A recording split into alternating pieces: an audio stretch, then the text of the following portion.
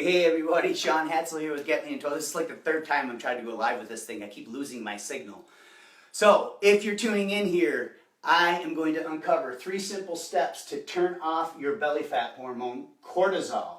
And if you're watching this or you're scrolling through your feed and you took a peek at this and you're not familiar with me, you don't know who I am.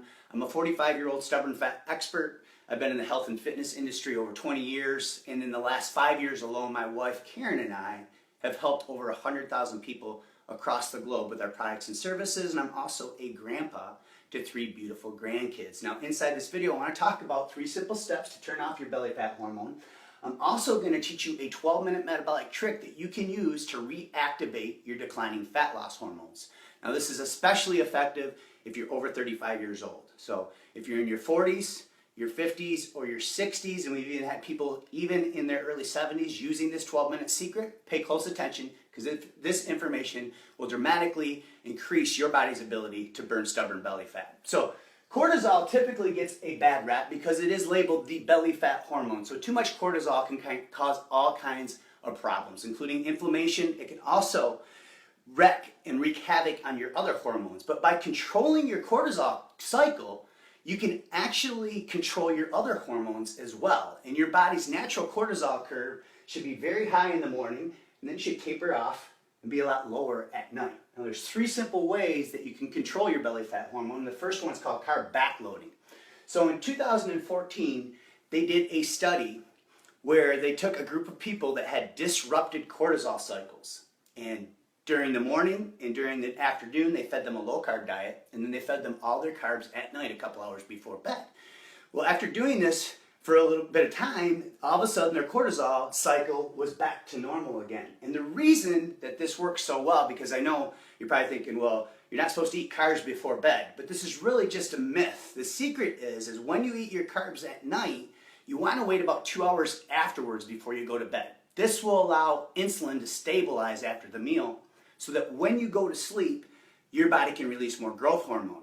But the secret to this, the reason it works so well, is by eating your carbs late at night, you spike insulin temporarily, and this blunts cortisol. And you want cortisol low before you go to sleep. And that's what leads into number 2, which is controlling your sleep hormone, melatonin. So research has shown that people that go from 8 hours of sleep per night to 6 hours of sleep per night in just a couple weeks have disrupted cortisol cycles. So make sure you're trying to sleep at least 7 to 8 hours every night. And the key is remember, when you blunt cortisol by eating carbs at night, this allows melatonin to be released so you control your sleep hormone, which helps with your cortisol cycle. Now the third and final method to control your belly fat hormone is something that I've coined metabolic bursting. And this is the 12-minute metabolic trick that I want to introduce you to. And somewhere around this video, you'll see a link to click or tap where you can learn all about it. And this is different than interval training. Way back in 1998, when I first started my career, I actually used interval training, weight training, and a sound diet to place first runner-up grand champion in the world's largest body transformation contest called Body for Life. But I was only 28 years old. Now that I'm 45, and my wife is 56, she's 11 years older than me, she's went through colorectal cancer, which actually forced her into early menopause. And what we've discovered is that too much interval training can actually cause adrenal fatigue.